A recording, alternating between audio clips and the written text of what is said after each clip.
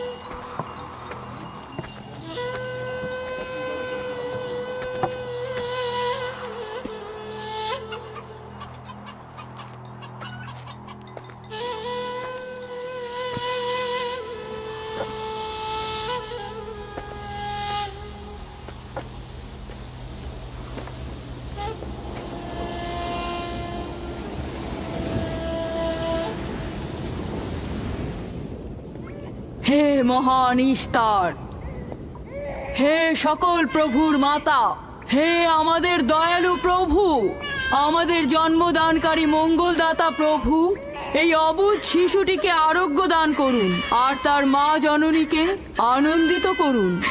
এই অবুঝ শিশুর মাতা প্রতিজ্ঞা করেছে প্রভু, তোমার দরবারে সে মূল্যবান হাদিয়া প্রদান করবে।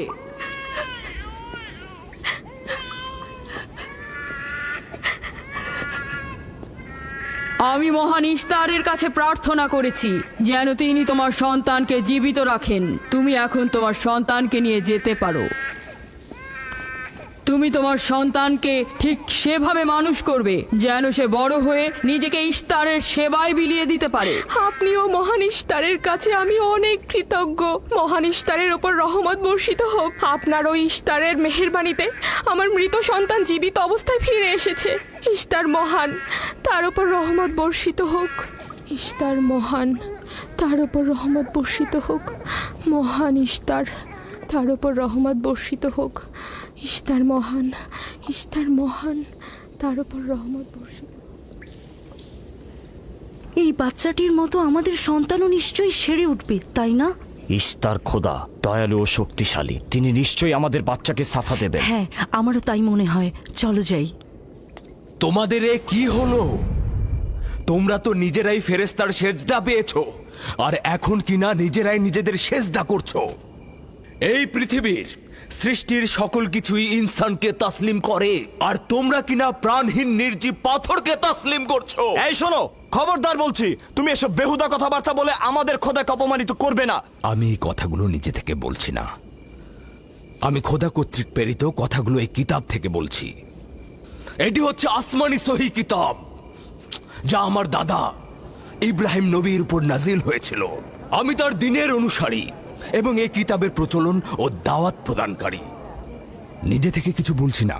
ওই আসমানি কিতাবে কি লেখা আছে আমাদের খোদাদেরকে অপমানিত করতে হবে? আমি অপমান করছি না, শুধু প্রশ্ন করছি। যদি জেনে থাকো তাহলে উত্তর দাও, আর যদি না জেনে থাকো তাহলে স্বীকার করো। তোমাদের জিজ্ঞাসা করছি, ওই মন্দিরে রাখা ইস্তারের মূর্তিগুলো কি তোমাদের প্রভু, নাকি তোমাদের তৈরি বস্তু? ইস্তার তোমাদের উপর প্রভাব বিস্তার করে নাকি তোমরা ইস্তারের উপর?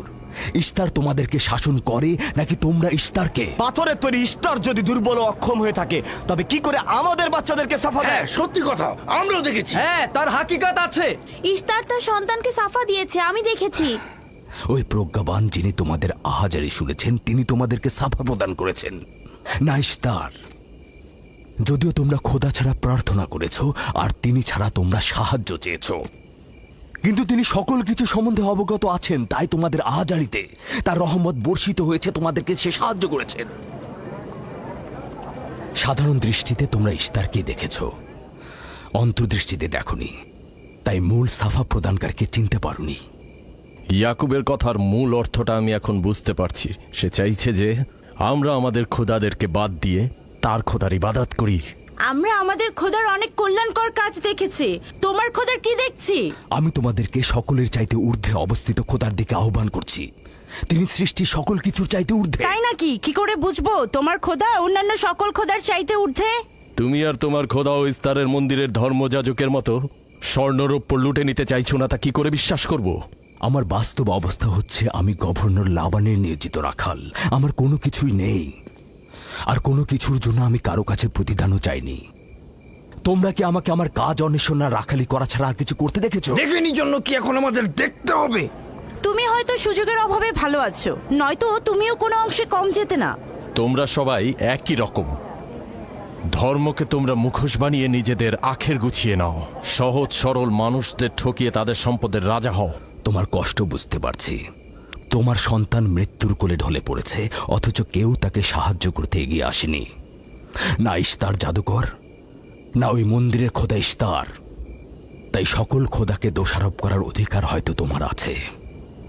মন্দিরের অক্ষম ইস্তারের সঙ্গে আমার কোনো কাজ নেই।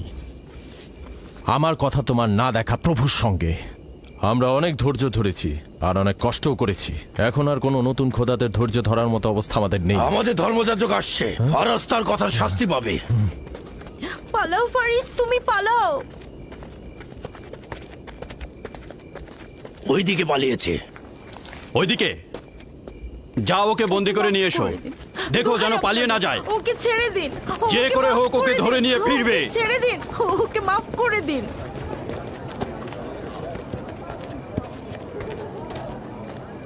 যদি শুধুমাত্র গভর্নরের জামাতা না হতে, তাহলে আমি জানি তোমাকে কিভাবে শায়েস্তা করতে হয়। মন্দিরের কোনো প্রতিনিধির সাথে আমার কোনো কাজ নেই। তোমরা সবাই চলে যাও। ইয়াকুবের কুফরি কথায় তোমরা কেউ কান দেবে না, আর কেউ বিশ্বাস করবে না। তোমরা কি কেউ দেখছো না? হ্যাঁ, এই ইয়াকুব তার কুফরি কথাবার্তার কারণে ফাদ্দানে দুর্ভিক্ষ নিয়ে আসছে। আমাদের ধর্মযাজক ঠিক কথাটাই বলেছেন। ইস্তারের অভিশাপে বালা মুসিবত আসার পূর্বেই চলো চলো আমরা এখান থেকে চলে যাই।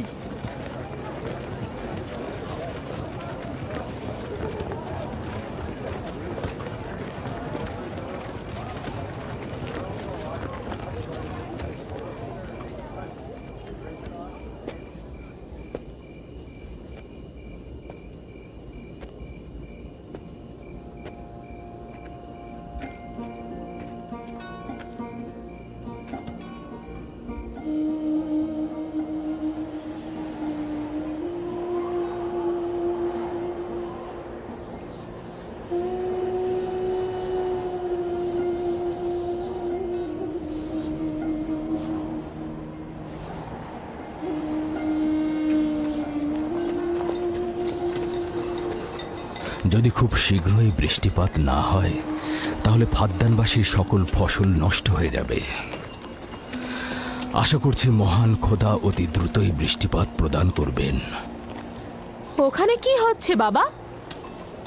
এটা ফাদ্দানবাসীর প্রাচীন রীতিনীতি। এখানে ইস্তার নিয়ে কেউ কটু কথা বললে তাকে আগুনে নিক্ষেপ করে হত্যা করা হয়।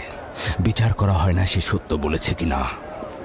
ছেড়ে দাও, ছেড়ে দাও আমাকে বলছি, ছেড়ে দাও আমাকে, ছাড়ো বলছি। হে মহান ছেড়ে দাও। ধর্মগুরু, ওকে মাফ করে দাও, আমাদের উপর রহম করো। আমাকে ছাড়ো, ছাড়ো। আমার কি দোষ? আমি তো কিছু করি নাই। আমি কি বলেছি তোমাদের? আমাকে আমাকে এভাবে বেঁধে নিয়ে যাচ্ছ। আমাকে ছাড়ো।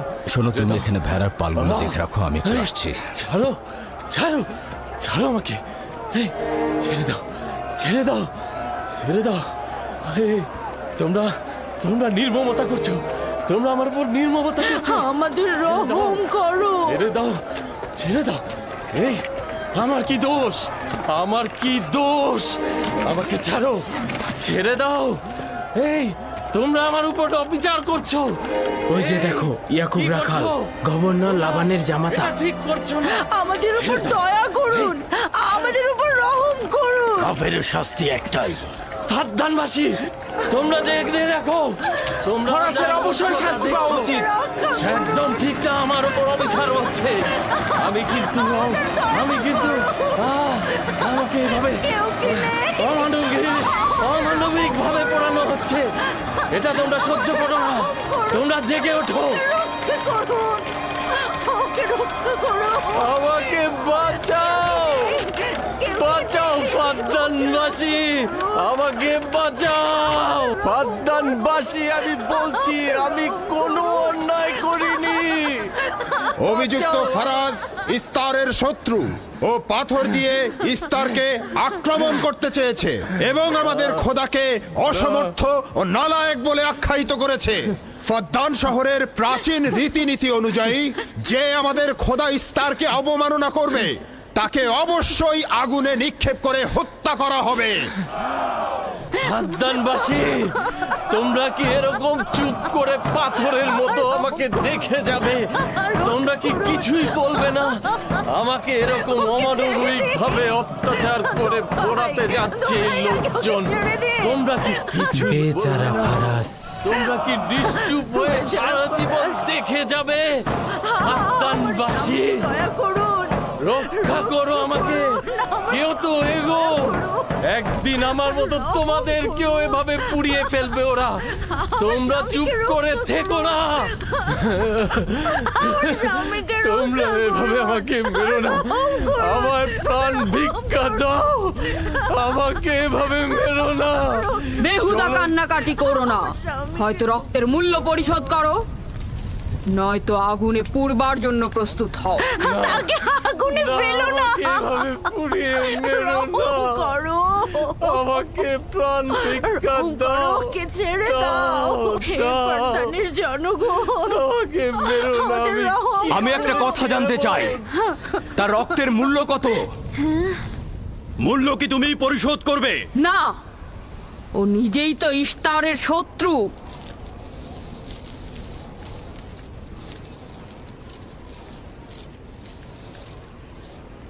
তুমি নিজেই তো ইস্তারের শত্রু, প্রথমে তোমার নিজের রক্তের মূল্য পরিশোধ করো। তাহলে আমাকে বন্দি করছো না কেন? বন্দি করো।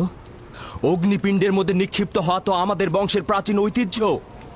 আমার দাদা ইব্রাহিম, উনিও তো একবার নমরুদের আদেশে অগ্নিপিণ্ডের মধ্যে নিক্ষিপ্ত হয়েছিলেন। এখন পর্যন্ত তুমি যে গ্রেপ্তার হওনি তার কারণ তুমি হচ্ছ গভর্নরের ভাগিনা। তার অর্থ দাঁড়াচ্ছে এই যে আমার মামা গভর্নর লাবান ইস্তারে খোদাকে অবমাননা করতে পারে কোনো শাস্তি ছাড়াই। ওকে গ্রেপ্তার করো আর ওর দাদার মতো ওকেও আগুনে নিক্ষেপ করো।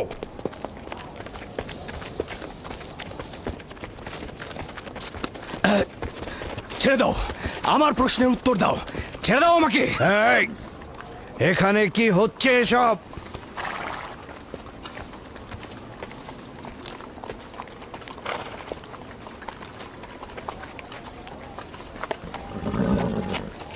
ওকে ছেড়ে দাও আর অভিযুক্তকারীকেও মুক্ত করো।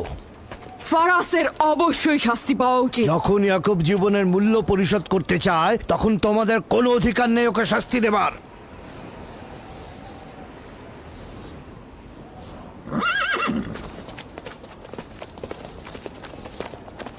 তাকে মুক্ত করে দিন।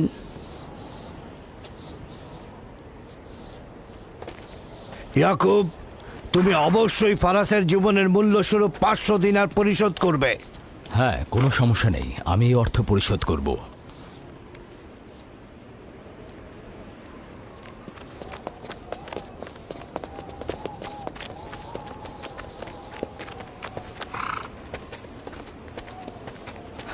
খোদা তাআলা আমার দয়ালু মামাকে হেফাজত করুক।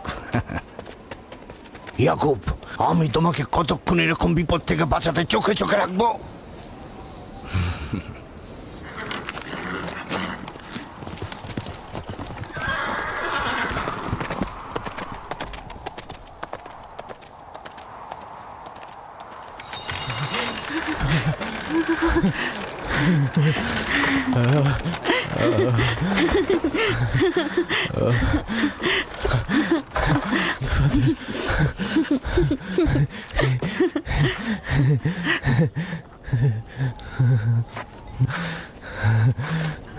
আপনি মহান, আমরা কৃতজ্ঞ, আমরা অনেক কৃতজ্ঞ আপনার কাছে। আমার জীবনের মূল্য স্বরূপ যে অর্থ আপনি প্রদান করবেন তার বিনিময়ে সারা জীবন আমি আপনার কৃতদাস হয়ে থাকবো। আপনি মহান, আপনি মহান। আপনি ফারাজকে মৃত্যুর হাত থেকে বাঁচিয়েছেন, আপনি আমাদের নতুন জীবন দিয়েছেন। হয়েছে হয়েছে, এবার এসো এসো।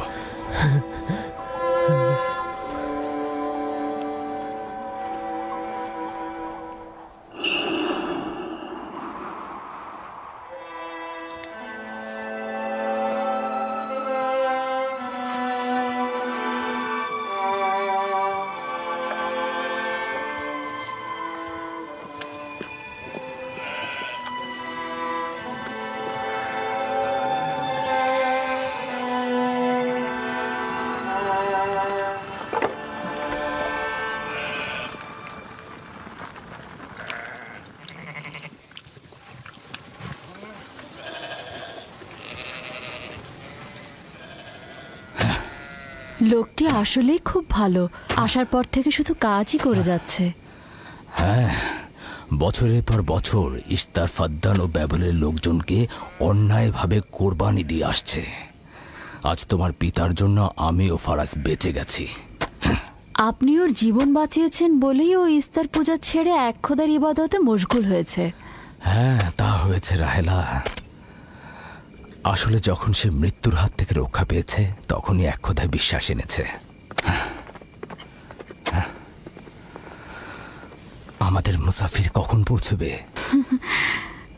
খুব শীঘ্রই হে খোদার নবী, বেশি দিন বাকি নেই। বছরের পর বছর তোমার সন্তানের প্রতীক্ষায় রয়েছি। যদি খোদা চায় তো খুব শীঘ্রই এই প্রতীক্ষার অবসান ঘটবে।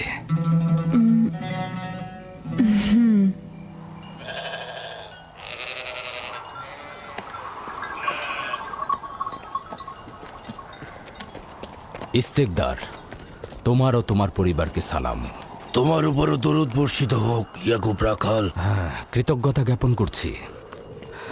মন্দিরে ইস্তারের জন্য খোরমা হাদিয়ে নিয়ে যাচ্ছ?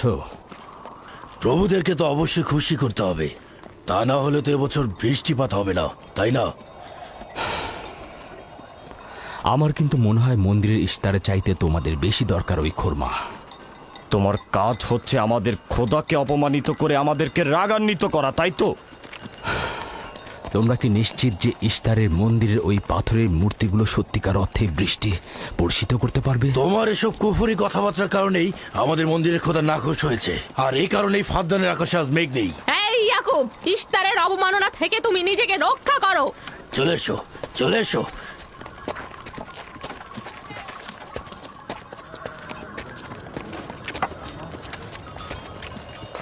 এটা তোমাদের কেমন বিবেচনা? তোমরা শক্তিশালী ও দয়ালু এক খোদাকে রেখে নির্জীব পাথরের উপাসনা করছো।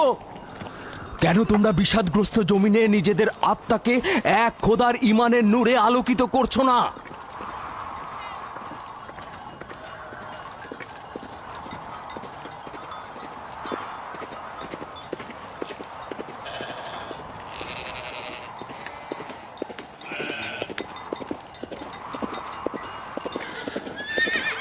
হে মহান ইস্তার ইলাহি, তোমার ফলপ্রসূ এই মন্দিরখানা তোমার শত্রুদের রক্ত দ্বারা পবিত্র করব। শুষ্ক মৌসুমকে এই অঞ্চল থেকে দূর করে দাও, তোমার রহমতের বৃষ্টি বর্ষণ করো। হে মহান ইস্তার ইলাহি, তোমার এই ফলপ্রসূ মন্দিরকে তোমার শত্রুদের রক্ত দ্বারা পবিত্র করব। হে মহান ইস্তার ইলাহি, এই অঞ্চলের শুষ্ক মৌসুমকে তুমি দূর করে আলী দাও, জনাব। তোমার রহমতের বৃষ্টি বর্ষণ করো। হে ইয়াকুব আবারও মহান মন্দিরের ইস্তার বিপক্ষে ইলাহি, দাঁড়িয়েছে, আমাদের খোদাকে তোমার অবজ্ঞা করেছে। রহমতের বৃষ্টি বর্ষণ করো। হে ইস্তেকদারের সাথে মন্দিরে ঢোকার সময় কথা বলেছে, তোমার আমিও দূর রহমতের থেকে দেখেছি। বৃষ্টি বর্ষণ করো। হে মহান ইস্তার ইলাহি, তোমার ইয়াকুব হাত গুটিয়ে বসে থাকবে না। ধ্বংস করো, তোমার দুশমনদের ধ্বংস করো, আর ফারদানের জনগণের উপর রহমতের বৃষ্টি বর্ষণ করো।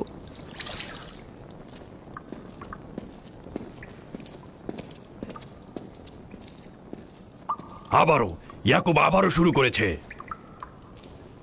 আশা করছি ওর উপর এবার খোদার লানত বর্ষিত হবে। এখন আমাদের কি করা উচিত? লাবানকে এখানে ডাকো, তার সাথেই সমাধান করব। যত তাড়াতাড়ি সম্ভব লাবানকে আমন্ত্রণ করো।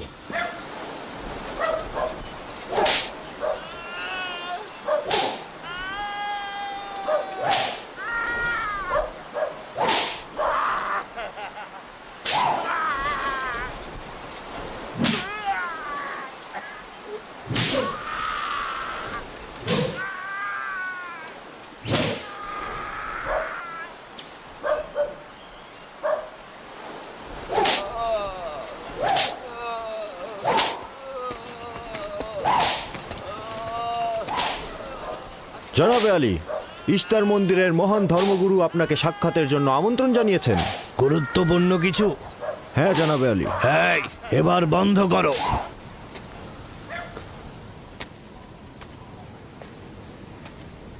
তুমি যদি আবারও চুরি করেছো তাহলে তোর আর আঘাতে আর জীবিত ফিরবে না। আমি কথা দিচ্ছি এমন ভুল আর কখনো হবে না। ছেড়ে দাও একে। এসো।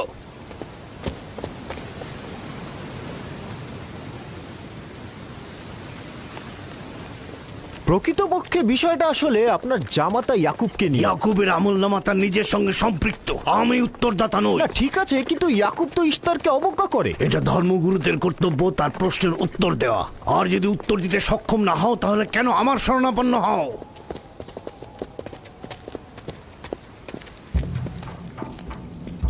খোদার চাইতেও বড় খোদা মহান ইস্তার রাগান্বিত হয়েছেন। আমি দুর্ভিক্ষ দেখতে পাচ্ছি, যা ফারদানের জনগণের জন্য শুষ্ক মৌসুম আর মৃত্যুর কারণ হতে যাচ্ছে। জনাবে আলী, আমি তার আপনি একটু মধ্যে অপেক্ষা করুন, আমি শোকার্ত ধর্মগুরুকে অবস্থা খবর দেখতে দিচ্ছি। মহান ইস্তারকে সে রাগান্বিত করেছে। এ অপমান ইস্তার সহ্য করতে পারছেন না। কেউ একজন ইস্তারকে খেপিয়ে তুলেছে। যে মহান খোদাকে অপমান করেছে সে দ্রুতই শাস্তি পাবে। মহান ইস্তার তার বলি চাচ্ছেন।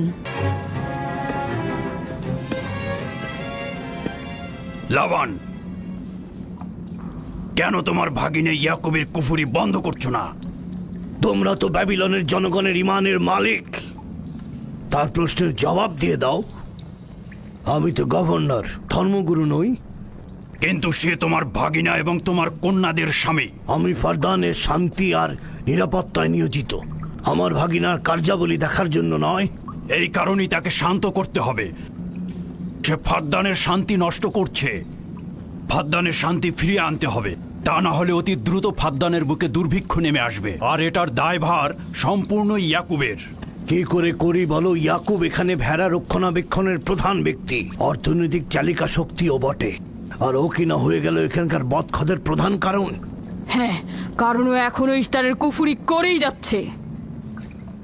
ইয়াকুব তো ব্যাবিলনের খোদাদের উপর ঈমান আনেনি, কিন্তু তারা তো কিছু বলেনি। ব্যাবিলনের খোদাদের প্রতি ঈমান না আনলেও তাদেরকে কখনো অবজ্ঞা করে কথা বলেনি। কিন্তু এখানে তো সে মহান ইস্তারকে অবমাননা করেই চলেছে। তুমি অবশ্যই তাকে শান্ত করবে। অবমাননা করে? অবশ্যই করে। তুমি কি কখনো ভেবে দেখেছো যে ব্যাবিলন রাজ্য কেন তোমাকে নিয়োজিত করেছে? তাহলে এটাও জেনে রাখো কেন আমাকে গভর্নর নিয়োগ করা হয়েছে। উত্তম হলো এটা জানা যে আমি ব্যাবিলন থেকে ফরমান গ্রহণ করি, না তোমাদের থেকে, না তোমাদের ইস্তার থেকে। যদি ইস্তারের মন্দিরের ধর্মগুরু বাবেল এই কথাগুলো তুলে ধরেন তবে কোনো অসুবিধে নেই তো?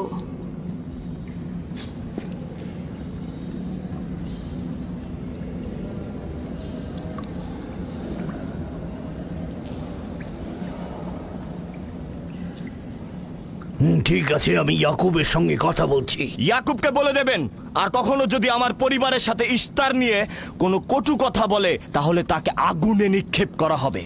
কুকুরের ছানা তার বাবা মার কাছে ঘেউ ঘেউ শেখার আগে নেকড়ের কাছে ছিন্ন ভিন্ন হয়ে যায়। তোমার নিজের জবানের হেফাজত করো। এবারের মতো ক্ষমা করে দিচ্ছি, পরের বার কিন্তু করব না।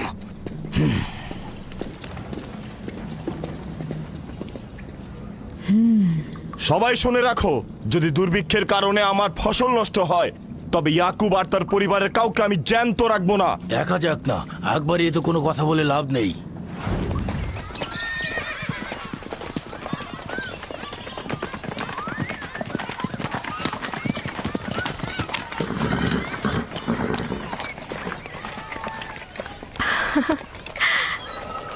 আব্বাজান এসেছেন।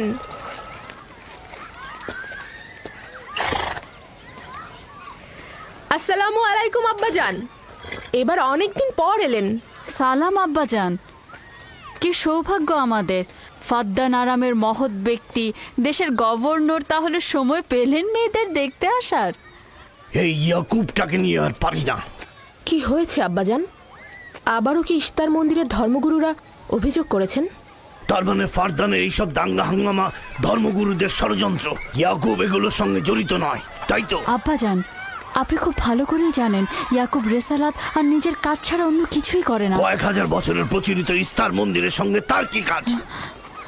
যদি সে এটাই চায় যে সে তার পিতামহের দিন প্রচার করবে, তাহলে সে আমাদের পরিবারের সঙ্গে করুক। কিন্তু মানুষের বিশ্বাসকে কেন অবমাননা করছে? আমার মনে হয় আব্বা আপনি ভুল করছেন। সে অবমাননা করছে না, সত্য প্রচার করছে। আব্বাজান, কিছু মনে করবেন না। ইয়াকুব আসলে এক খোদার প্রতিনিধি হয়ে তার নিয়মকানুন সম্পর্কে জনগণকে সচেতন করে তুলছেন, যেটা তার কর্তব্য বলে মনে করছেন। যেরকম আপনার কর্তব্য ফাদ্দানের জনগণের নিরাপত্তা প্রদান করা। তোমরা তার মতো কঠোর ও বেপরোয়া হয়েছো। আমি যদি চাই দায়িত্ব পালন করতে, তাহলে তোমরা মরুভূমিতে ভবঘুরে হয়ে ঘুরবে। আব্বাজান, আমি আর আমার বোন লিয়া আমাদের স্বামীর দিনে অটল আছি, তাই এক খোদার আইন বাস্তবায়নে আমরা তাকে সাহায্য করেই যাব। তোমরা সবাই দেওয়ানা হয়ে গেছো। তোমরা কেউ আমার অবস্থার কথা চিন্তা করছো না। তোমরা কি জানো, ব্যাবিলনের ধর্মগুরু যদি জানতে পারে আমার ভাগিনা ইস্তারের বিরুদ্ধে অপপ্রচার চালাচ্ছে, তাহলে আমার কি অবস্থা হবে ভাবো। আমি তখন কতটা বিপদে পড়বো। ইয়াকুবের খোদার শক্তি ওই বাবেলের মন্দিরের ইস্তারের থেকে অনেক বেশি। আব্বাজান, আমাদের উচিত হচ্ছে আমাদের নিজেদের খোদাকে ভয় করা, ওই পাথরের খোদাকে নয়। আমার না তার খোদার সঙ্গে কোনো কাজ রয়েছে, না এদের খোদা। শুধু বলবো ইয়াকুবের কোনো অধিকার নেই ফাদ্দানের লোকের কাছে আমার অবস্থান নড়বড় করে দেয়া। কি হয়েছে রাহেলা? রাহেলা, রাহেলা, কি হয়েছে রাহেলা?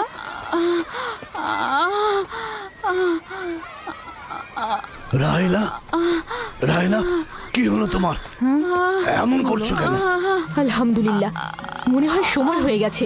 যাও, ধাত্রীকে খবর পাঠাও। আচ্ছা আচ্ছা, যাও, চলো আমরা সবাই মিলে ওকে ঘরে নিয়ে যাই। হ্যাঁ চলো, চলো, হ্যাঁ। চলো ঘরে নিয়ে এই যে, যাই ওকে। আস্তে আস্তে পলাশ, বলুন জনাব। যাও তুন মরুভূমিতে যাও, ইয়াকুবকে বলো এখনই যেন চলে আসে। খুবই দ্রুত যাও। জি আচ্ছা। আমার ঘোড়াটা নিয়ে যাও।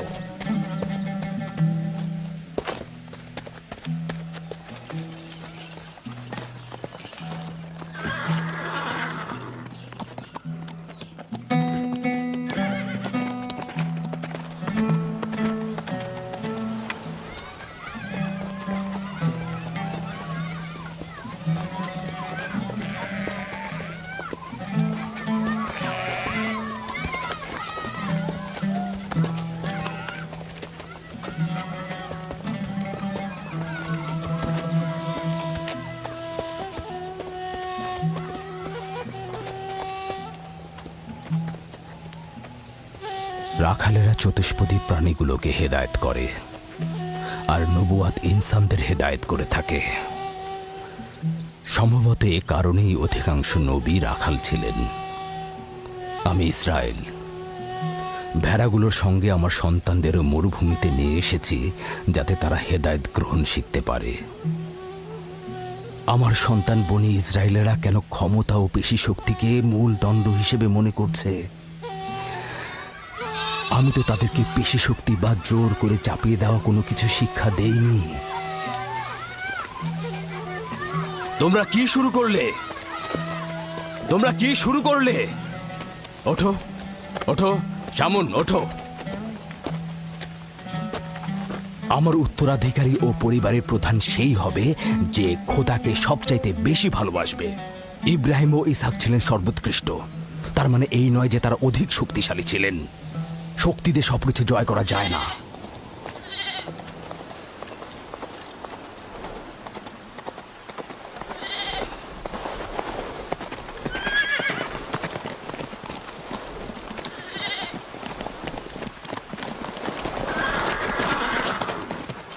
কি হয়েছে ফারাজ?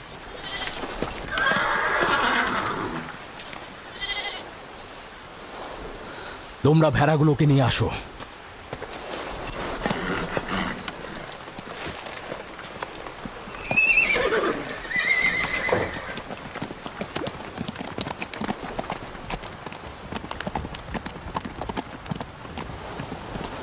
কিছু কি হয়েছে? আব্বাজান কোথায় গেলেন?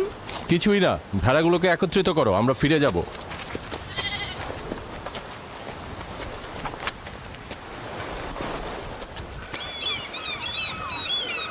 বেল হ্যাঁ, রাহেল তো তোমার সতীন। রাহেলের সঙ্গে তোমার অনেক ভালো সম্পর্ক দেখছি। ওই সন্তান না থাকায় ভালো সম্পর্কটা ছিল। রাহেলের সাথে ভালো সম্পর্ক ছিল, ওই ইয়াকুবের সাথেও ভালো সম্পর্কটা ছিল। আমার সন্তান নেই, তার সন্তান হচ্ছে, ভালো সম্পর্কটা থাকে কি করে? এমন ভাবে বলছো কেন? রাহেল আর ইয়াকুব তো ইনসান হিসেবে খুবই ভালো। হ্যাঁ, কিন্তু ইয়াকুব তো রাহেলকে অনেক বেশি ভালোবাসে। আর যেহেতু এখন তার সন্তান হচ্ছে, তার স্থান তো সব স্ত্রীর থেকে উপরেই হবে, তাই না? ইয়াকুবের কয়টা স্ত্রী? 4 জন, আমি, লিয়া, জুলফা ও রাহেলা। এই বাদ দাও তো এসব, তাড়াতাড়ি চলো, না হলে শব্দ শেষে আবার আমার ঘাড়েই পড়বে। আরে আমি তো জানি ইয়াকুব বড় ন্যায়পরায়ণ আর মেহেরবান। সকল হিংসা ভুলে একটু ভালোবাসাটাকে বাড়াও, দেখবে সেও তোমাকে খুব ভালোবাসবে। আর ও তো খুব ভালো মানুষ। জনাবে আলী লাবান, আপনার ওপর শান্তি বর্ষিত হোক। ভালো পুরস্কার পেতে যাচ্ছ, কিন্তু রাহেল আর তার সন্তানকে সুস্থ চায়। চিন্তা করবেন না, আমি অনেক অভিজ্ঞ ধাত্রী।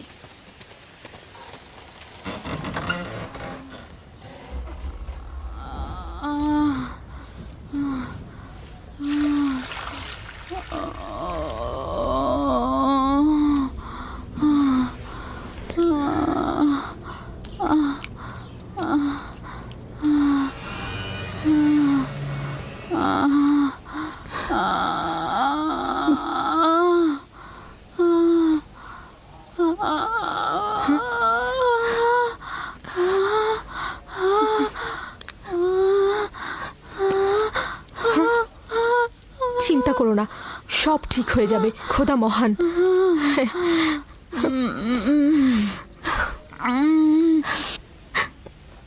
রাহেল, রাহেল, রাহেল, এই যে রাহেল, কি হলো? কথা বলো। রাহেল, রাহেল, রাহেল, রাহেল তো রাহেল? বেহুশ হয়ে গেছে। রাহেল, রাহেল চোখ খোলো, রাহেল কথা বলো, রাহেল, রাহেল, এই যে রাহেল। রাহেলা, হ্যাঁ, এমন তো নয় তার উপর ইস্তারের খোদা রাগ পড়েছে।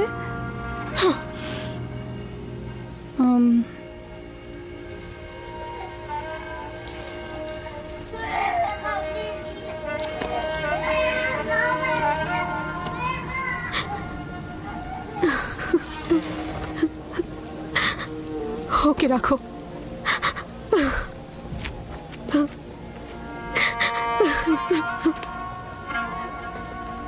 তোমরা তোমার খালার জন্য দোয়া করো, তোমাদের দোয়া খুব তাড়াতাড়ি কবুল হবে।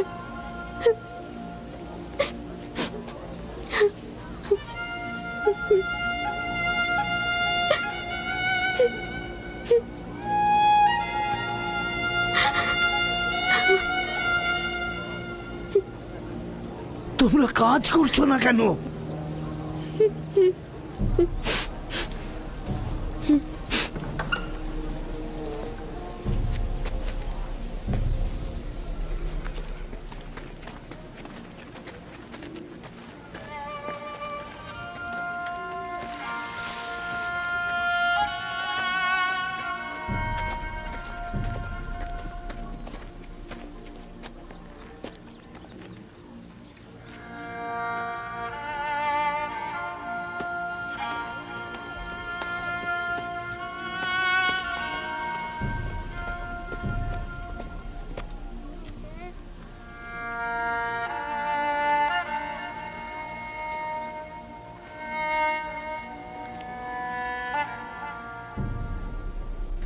কেউ একজন ইস্তারকে রাগান্বিত করেছে। আগুন ও রক্ত দেখতে পাচ্ছি, অলক্ষণে মৃত্যুর ছায়া সর্বত্র দেখতে পাচ্ছি। আগুন প্রথমে কাফেরের পোশাকের নিম্নাংশ গ্রাস করবে। যারা ইস্তারকে অবমাননা করেছে, অতি দ্রুতই তাদের ধ্বংস আসন্ন। হ্যাঁ, ইস্তার তাকে ক্ষমা করবে না, অতি দ্রুতই সে তার শাস্তি পাবে। আমার মনে হয় ওরা ইস্তারের অভিশাপের ফল ভোগ করছে। ইয়াকুব তো সব সময় ইস্তারকে অবজ্ঞা করে কথা বলে। হ্যাঁ, ইস্তার বলেছিল কুফরিকারী কাফের তার রোশানল থেকে রক্ষা পাবে না। ইয়াকুব তো ইস্তার আর তার খোদাকে নিয়ে কত বেহুদা কথা বলেছে, মনে হচ্ছে তারই ফল ভোগ করছে।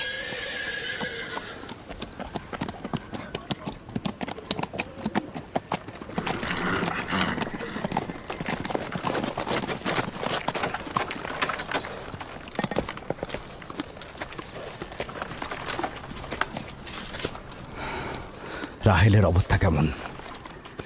আমি কিছু বলতে পারছি না।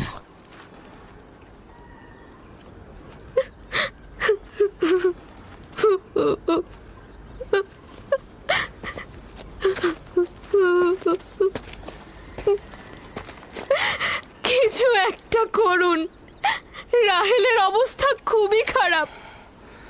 শান্ত হও, খোদার উপর ভরসা রাখো, তিনি যেমন চাইবেন তেমনই হবে, ভরসা রাখো। মানুষজন সব বলা বলি করছে, ইস্তারের অভিশাপে আমরা এই বিপদে পড়েছি।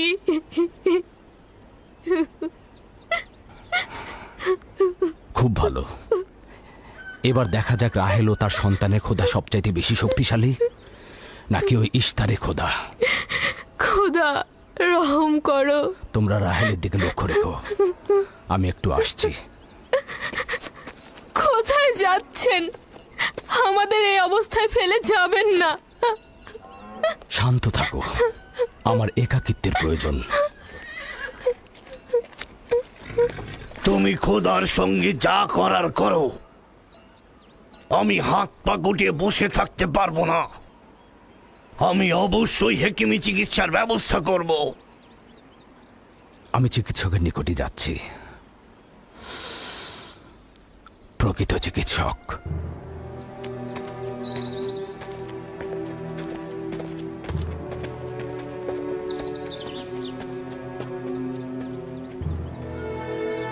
সে যেমন ফাদ্দানের লোকেদের বিপদের কারণ হয়েছে, তদ্রুপ আমার কন্যাদেরও বিপদের কারণ হয়েছে। জানি না ওর সঙ্গে কি করব।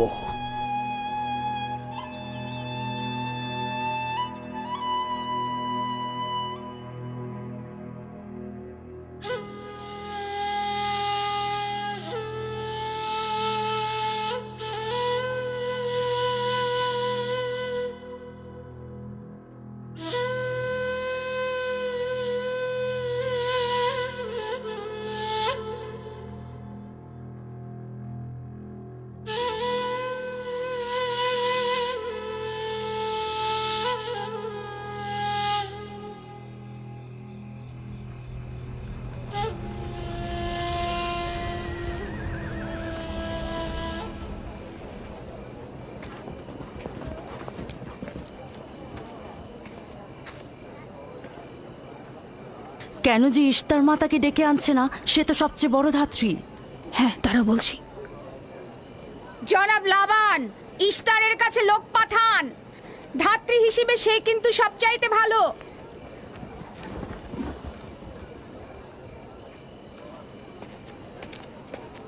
যাও গিয়ে খোঁজ নাও ইস্তার আছে কিনা।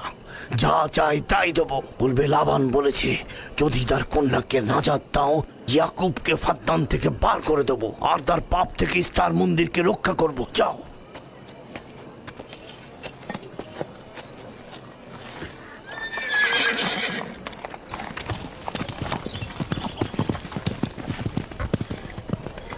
ইয়াকুব ইস্তারের খোদাকে অপমান করেছে।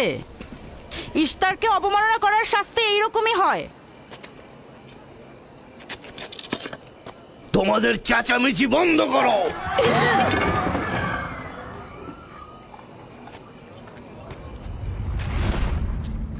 ইয়াকুবকে বলো কেন সে তার খোদার কাছে সাহায্য চাচ্ছে না। আমি যদি তার জায়গায় থাকতাম তবে অবশ্যই এ সময় আমার খোদাকে ভুলে যেতাম না।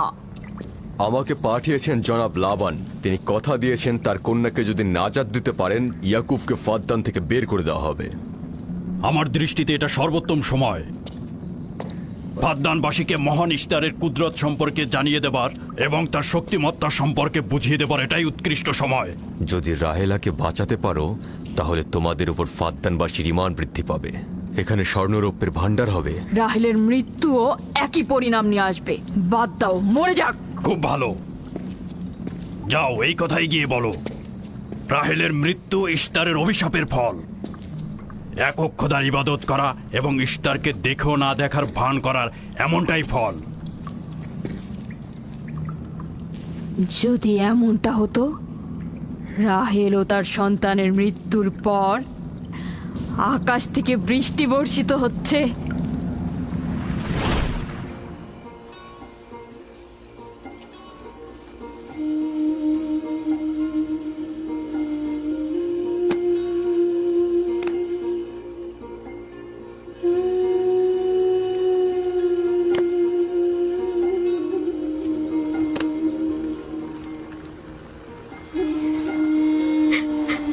রাহেল, রাহেলা, রাহেলা, তুমি শুনতে পাচ্ছ? এই যে, রাহেল, কি করছো এসব?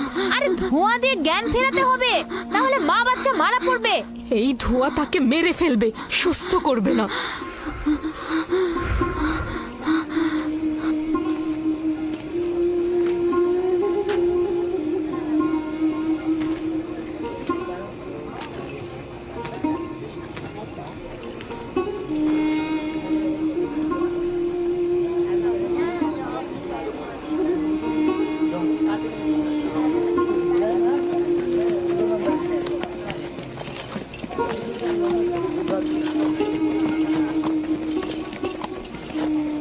ইস্তার মাতে আসছেন। দেখা যাক এবার কার খোদা বিজয়ী হয়, ইয়াকুবের খোদা নাকি মন্দিরের খোদা। আরে পরিষ্কার বোঝা যাচ্ছে বিজয়ী হবে ইস্তার।